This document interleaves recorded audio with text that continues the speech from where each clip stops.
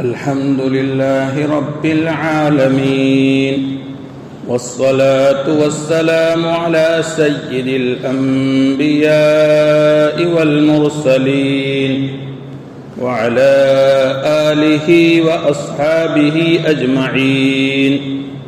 أما بعد، فأعوذ بالله من الشيطان الرجيم. بسم الله الرحمن الرحيم. يا أيها الذين آمنوا اذكروا الله ذكرا كثيرا وسبحوه بكرة وأصيلا. وعن أبي موسى رضي الله تعالى عنه قال رسول الله صلى الله عليه وسلم: مثل الذي يذكر ربه ولا يذكر مثل الحي والميت، أو كما قال رسول الله صلى الله عليه وسلم. صدق الله مولانا العلي العظيم، وصدق رسوله النبي الكريم، ونحن على ذلك لمن الشاهدين والشاكرين، والحمد لله رب العالمين.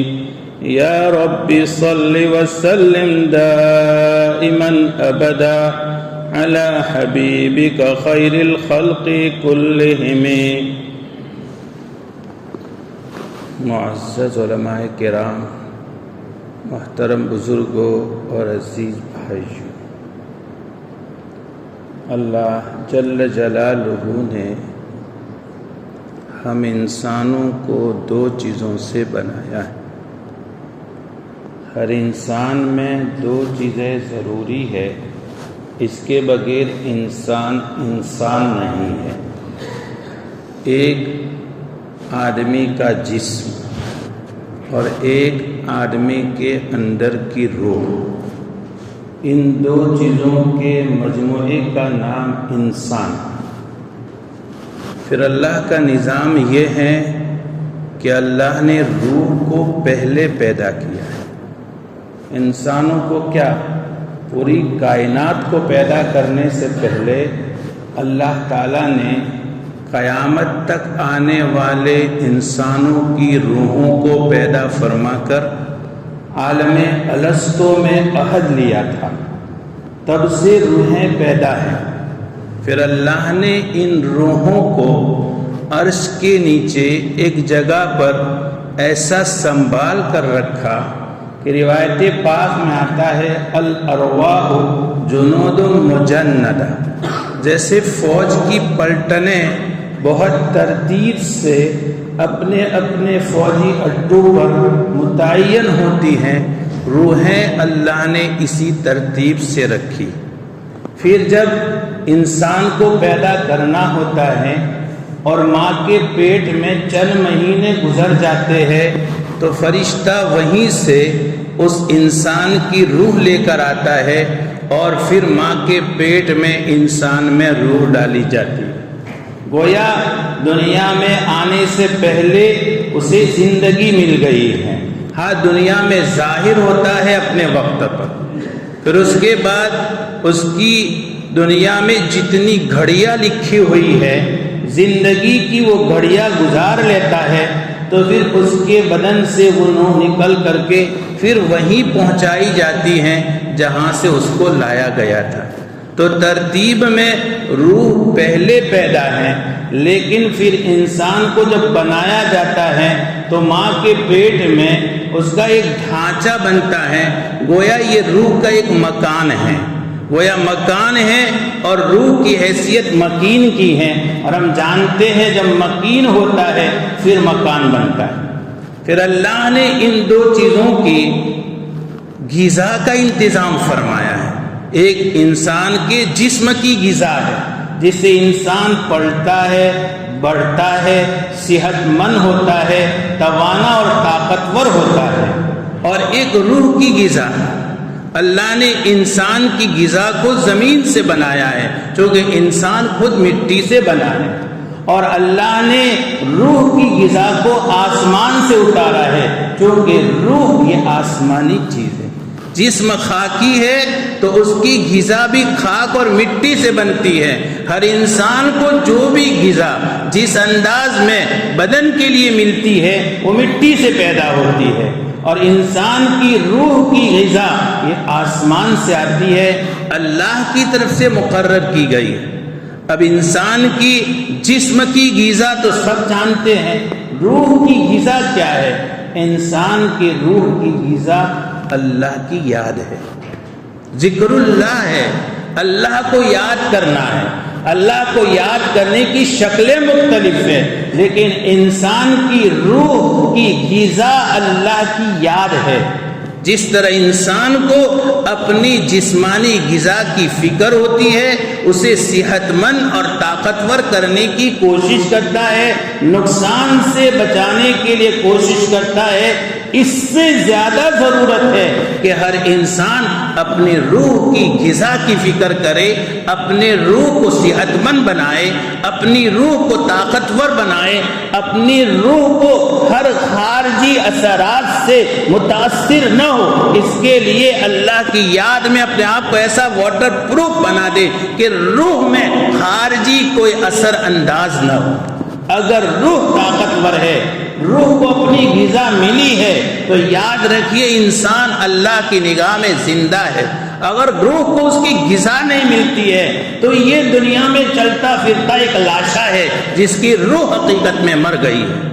اور یہ میں نہیں بیان کرتا، پیارے نبی صلی اللہ علیہ وسلم کا ارشاد جو خطبے میں آپ کو سنایا گیا، اس میں اللہ کے نبی صلی اللہ علیہ وسلم نے مثال سے سمجھایا ہے، مثل الذی یذکر ربہ ولا یذکر، اس بندے کی مثال جو اللہ کو یاد کرتا ہے اور جو اللہ کو یاد نہیں کرتا، کمثل الحی والمیت، ایسا ہے جیسے ایک زندہ اور ایک مردہ۔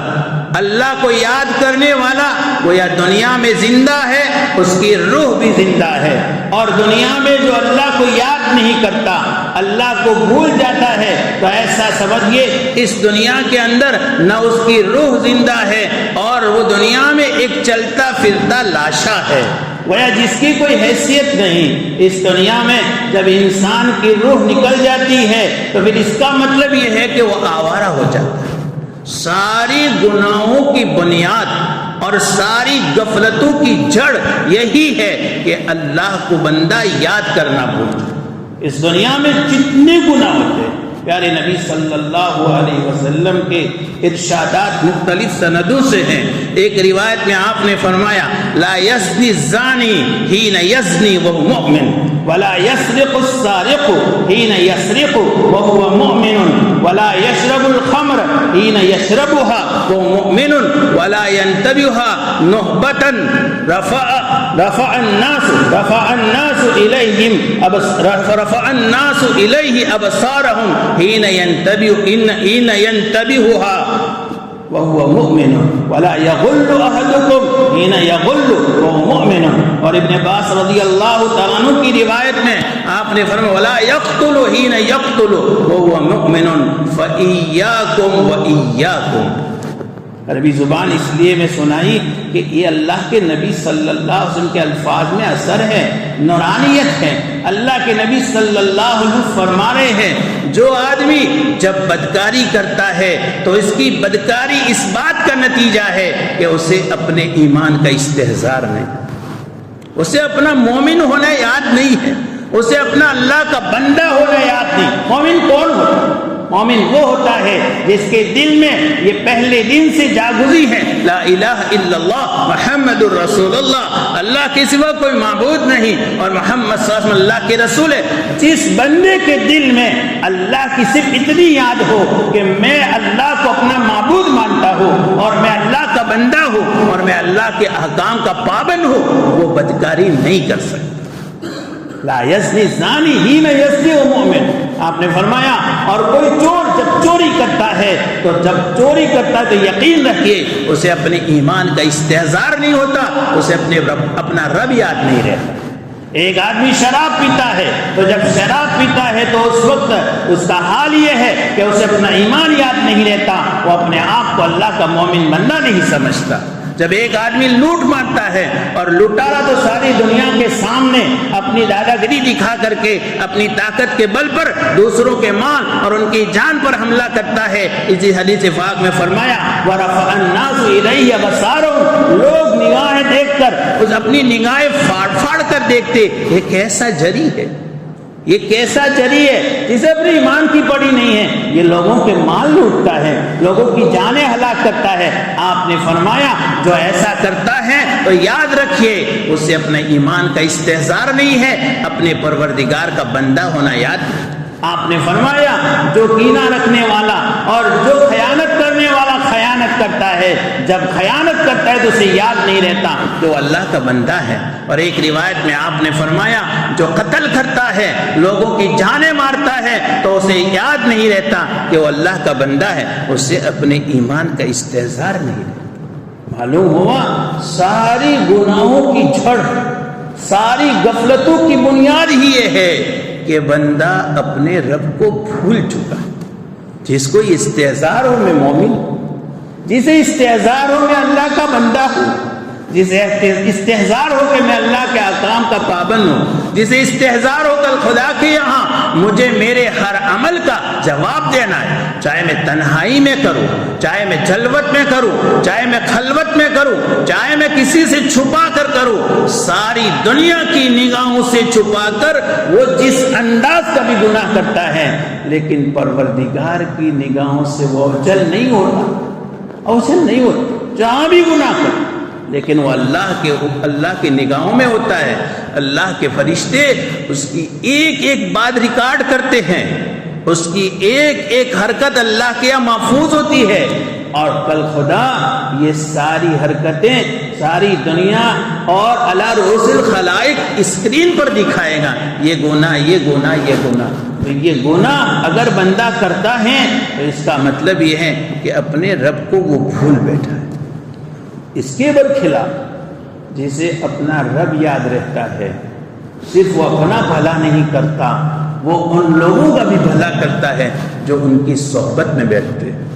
یہ روایت بہت سی مرتبہ ہم ہماری دعوت کے جو حلقے لگتے ہیں اس میں سنتے ہیں۔ یہ بخاری شریف اور مسلم شریف کی روایت ہے جس کا مفہوم ہمیں سنایا جاتا ہے کہ یہ حلقے جب لگتے ہیں اور اس کے بعد ذکر کی مجلس میں شریک ہونے والے فرشتے اوپر جاتے ہیں تو اللہ تعالیٰ پوچھتے ہیں، وہ بار بار ہم نے سنا ہے، مجھے نہیں سنانا، جب سب کچھ پوچھ لیا جاتا ہے تو اس کے بعد اللہ تعالیٰ فرشتوں کو گواہ بنا کر کہتے ہیں فَأُشْهِدُكُمْ قَدْ غَفَرْتُ لَكُمْ، میں تمہیں گواہ بناتا ہوں اس ذکر کی مجلس میں، اللہ کی یاد کی مجلس میں، دین کی مجلس میں، تعلیم و تعلم کی مجلس میں، مسائل کی مجلس میں، درس کی مجلس میں، قرآن کی مجلس میں، ناظرہ پڑھنے پڑھانے والوں کی مجلس میں جو دین کی بات ہو رہی تھی اور جس دین کو لے کر کے اس دنیا میں گھوم پھر رہے تھے اور جو اللہ کی یاد کو، اللہ کی یاد سے اپنے آپ کو بھی آباد کر رہے تھے اور اللہ کی یاد سے دنیا کو روشن کر رہے تھے، میں تمہیں گواہ بناتا ہوں میں نے ان کو معاف کر دیا۔ تو اسی روایت میں، بخاری شریف کی روایت میں، ایک فرشتہ کہتا ہے پروردگار ان میں ایک بندہ تو اسی مقصد سے نہیں آیا تھا، اور مسلم شریف کی روایت میں ہے ایک فرشتہ کہتا ہے فلان عبد خطاء انما مر فجلس، فلاں تو بڑا گنہگار تھا، جا رہا تھا، دین کی مجلس دیکھی وہ بیٹھ گیا، کوئی یہاں مجلس کی نیت سے نہیں آیا تھا، تو اسے کیسے آپ معاف کرنے پر گواہ ہمیں بنا رہے ہیں؟ اللہ تعالیٰ فرماتے ہم الجلساء لا يسقى جلیسهم، ایسے اللہ کیا خوشبخت ہے کہ ان کی مجلس میں بیٹھنے والا بھی محروم نہیں، میں کھانے کا محروم بھی محروم نہیں۔ اندازہ لگائے کہ جس مجلس میں اللہ کو یاد کرنے والے اللہ کو یاد کرتے ہیں، اللہ کا نام لیتے ہیں، اللہ کے دین کا جو ہے بول بالا کرنے کے لیے وہ قربانیاں دیتے ہیں، ان کا حال یہ ہے کہ ان کی مجلس میں بلا ارادہ آنے والا اللہ اس کی بھی مغفرت فرما دیتے ہیں، اور جو اللہ کو یاد کرتا ہے اللہ اسے نہیں بھولتے، چاہے وہ یہ سمجھے کہ کون مجھے یاد کر رہا ہے، جسے جو اللہ کو یاد کرتا ہے اللہ اسے نہیں بھولتے۔ حدیث قدسی ہے، حضرت ابو ذر غفاری رضی اللہ تعالیٰ کی سند سے بھی ہے، حضرت ابو ہریرہ رضی اللہ تعالیٰ کی سند سے ہے، مفہوم کا تھوڑا فرق ہے۔ آپ نے فرمایا، اللہ تعالیٰ فرماتے ہیں انا عند ظن عبدی بی وانا معه اذا ذکرنی، بندہ جیسا میرے ساتھ گمان رکھتا ہے میں اس کے ساتھ ایسا معاملہ کرتا ہوں۔ وہ یہ سمجھتا ہے میری یہ نماز اللہ قبول کر دے گا تو میں اس کے گمان کے مطابق قبول کروں گا۔ اللہ نے ہمیں اس بات کی ذمہ داری اور پابند بنایا، نیکی کر کے اپنی طرف نگاہ نہ کرو، ہاں اپنے اعتبار سے کچھ بھی ہو، پتہ نہیں کیسی عبادت ہوئی، پروردگار کی شان غفاریت اور اس کی شان رحیمی کی طرف نظر کرنی چاہیے۔ تو آپ نے فرمایا، اللہ تعالیٰ فرماتے ہیں انا عند ظن عبدی بی وانا معه اذا ذکرنی فإن ذکرنی فی نفسہ ذکرتہ فی نفسی وَإِن ذَكَرَنِي فِي مَلَئٍ ذَكَرْتُ فِي مَلَئٍ خَيْرٍ مِّنْهُمْ، جب بندہ ذکر کرتا ہے تو میں اس کے ساتھ۔ جو اللہ کو یاد رکھے اس کا مطلب اللہ اس کے ساتھ ہے، دنیا کی کوئی طاقت اس کو بگاڑ نہیں سکتی اور اس کا جو ہے بال بیکا نہیں کر سکتی۔ یہ شرط ہے کہ اسے یاد ہو کہ میں اللہ کو یاد کر رہا ہوں تو اللہ میرے ساتھ ہے۔ وَأَنَا مَعَهُ إِذَا ذَكَرَنِي، اور اللہ کو یاد کرے کیسے؟ دل میں یاد کرے تو اللہ تعالیٰ فرماتے ہیں میں اسے اپنے یہاں یاد کرتا ہوں، اور اگر وہ مجمع میں یاد کرے تو میں ان سے بہتر مجمع فرشتوں کے مجمع میں یاد کرتا ہوں۔ اور حضرت ابو ذر غفاری رضی اللہ عنہ کی سند سے ہے، جس میں مضمون یہ ہے اللہ کے نبی صلی اللہ علیہ وسلم اللہ تعالیٰ کا ارشاد بیان فرماتے ہیں، اور ایک ٹکڑے کے بعد یہ ٹکڑا ہے، من تقرب منی شبرا تقربت منہ ذراعا ومن تقرب منی ذراعا تقربت منہ باعا ومن اتانی یمشی اتیتہ ہرولۃ۔ میری طرف آنے کی کوشش کرے، ایک قدم آگے بڑھے، خالی ایک قدم، ایک بالشت آگے بڑھے میں ایک ہاتھ آگے بڑھتا ہوں، وہ ایک ہاتھ آگے بڑھے میں دو ہاتھ آگے بڑھتا ہوں، اور جو بندہ میرے پاس چل کر آتا ہے میں اس کی طرف دوڑ کر جاتا ہوں۔ ہم اپنے رب کے غلام ہیں، ہم اپنے رب کے بندے ہیں، ہماری کیا حیثیت؟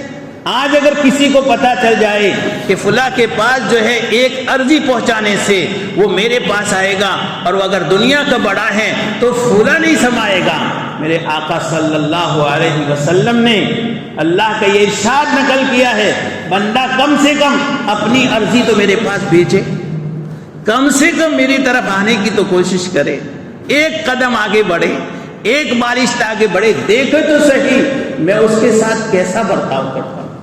تو اللہ کا یہ نظام ہے، جس رب نے ہمیں دنیا میں بھیجا ہے، ہماری روح کی غذا کا سامان کیا ہے، اور ہماری روح کی غذا اللہ کی یاد ہے۔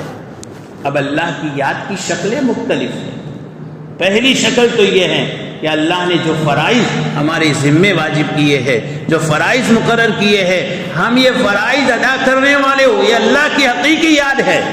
ہر روز جو ہر دن میں 5 نمازیں ہم پر فرض ہے، اور ہر روز مسجد کے منارے سے جو مؤذن ہمیں پکارتا ہے وہ اللہ کی طرف تو پکارتا ہے، اللہ کی یاد کے لیے تو پکارتا ہے، آؤ جمع ہو جاؤ اور مجھے یاد کرو۔ یہ نمازوں کے لیے پکار ہے، جو روزوں کے احکام ہیں، جو نماز زکوٰۃ کے احکام ہیں، جو حج کے احکام، جتنے فرائض ہیں، ان فرائض کی ادائیگی اللہ کی یاد کا ایک نمونہ ہے۔ جس انداز میں، اسی لیے حدیث پاک میں آپ صلی اللہ علیہ وسلم نے ایک صحابی کو تنبیہ فرماتے، بلکہ ایک صحابی کی اصلاح اور تربیت فرماتے آپ نے فرمایا تھا کہ نماز اللہ کے ذکر کا نام ہے، قرأت قرآن کا نام ہے۔ نماز میں اور کیا کرتا ہے بندہ؟ اپنے رب کے سامنے تو کھڑا ہوتا ہے، دست بستہ کھڑا ہو کر اپنی عاجزیت کا، اپنی انکساری کا اظہار کرتا ہے، پروردگار کے سامنے چاپلوسی کرتا ہے، پروردگار کے سامنے جو ہے گڑ گڑاتا ہے، عاجزی کرتا ہے، میرا رب ہے تو تیرا بندہ ہوں۔ دنیا اپنے اپنے موڈ میں مست ہے، لیکن پروردگار میں تیرا بندہ ہوں اور میں تیرے سامنے کھڑا ہوں، میری بگڑی تیرے سوا کوئی بنانے والا نہیں۔ یہ اللہ کی یاد کی بڑی اعلیٰ اور عرفہ شکل ہے کہ اللہ کو یاد کرے نمازوں کے ذریعے۔ اللہ کو یاد کرے ذکر و اذکار کے ذریعے. صبح و شام کا لمحہ ہمارا اللہ کے ذکر کے بغیر نہیں ہونا چاہیے. میں نے قرآن کریم کی جو آیت تلاوت کی، اللہ تعالیٰ ارشاد فرماتے یا ایھا الذین آمنوا اذکروا اللہ ذکرا کثیرا، اللہ کو خوب یاد کرو، وسبحوہ بکرۃ واصیلا، اور صبح و شام اللہ کی پاکی بیان کرو. ہماری زندگی کے دن دنیاوی مشاغل میں مست ہے، لیکن کم سے کم اللہ کے اس حکم کو پیش نظر رکھتے ہوئے ہم صبح و شام بھی اللہ کے لیے کچھ ایسے معمولات، ایسے وظائف مقرر کریں. کم سے کم اتنا کریں کہ ہمارے آقا صلی اللہ علیہ وسلم نے صبح پڑھنے کی دعائیں بتائی ہیں اور سکھائی ہیں، احادیث میں اور دعاؤں کی کتابوں میں موجود ہے. شام کو پڑھنے کی دعائیں بتائی اور سکھائی ہیں، کتابوں میں موجود ہیں. ہم صبح و شام کی دعاؤں کا خاص اہتمام کریں اور ہم ایسا بنیں کہ ہر حال ہم اپنے پروردگار کے سامنے ہیں، ایسا استحضار ہو. حضرت عبداللہ ابن بصر رضی اللہ عنہ فرماتے ہیں کہ اللہ کے نبی صلی اللہ علیہ وسلم کی خدمت میں ایک صحابی آئے اور عرض کیا یا رسول اللہ شرائع الاسلام قد کثرت علیہ، اسلام میں جو نوافل ہے، فرائض تو بہت زیادہ نہیں ہے، جو نوافل ہے، جو وظائف ہے، جو معمولات ہے وہ تو بہت ہے. اب کیا لوں اور کیا نہیں لوں مجھے کچھ سمجھ میں نہیں آتا، بس آپ اخبرنی بشیء اتثبت بہ، کوئی ایک بات بتا دیجئے کہ اس کو مضبوطی سے اپنے پلو باندھ لو. آپ نے فرمایا لا یزال لسانک رطبا من ذکر اللہ، تمہاری زبان ہر وقت اللہ کے ذکر سے تر و تازہ رہنی چاہیے. اور بزرگوں، ذکر اللہ کی ایک ایسی عبادت ہے جس کے لیے شرائط نہیں ہے. دوسری عبادتوں کے لیے شرائط ہے، اس کے لیے کوئی شرط نہیں ہے، نہ پاکی کی شرط ہے، نہ مسجد کی شرط ہے، نہ کوئی لباس کی شرط ہے، اور کوئی شرط نہیں ہے. کوئی اپنی جی میں جب چاہے کھڑے اٹھے بیٹھے، چلتے ہوئے پھرتے ہوئے، سوار ہو، جس حال میں ہو اللہ کو یاد کرے. اور یا ایھا الذین آمنوا اذکروا اللہ ذکرا کثیرا وسبحوہ بکرۃ واصیلا کا استحضار کرے اور اس کا مصداق بننے کی کوشش کرے. اللہ تعالیٰ ان غفلتوں کے زمانے میں ہمیں اپنی ذات کو یاد رکھنے کی توفیق عطا فرمائے، اور جو کہا گیا ہے اللہ تعالی ہم سب کو اس پر عمل کرنے کی توفیق عطا فرمائے. آمین یا رب العالمین. وآخر دعوانا الحمد للہ رب العالمین.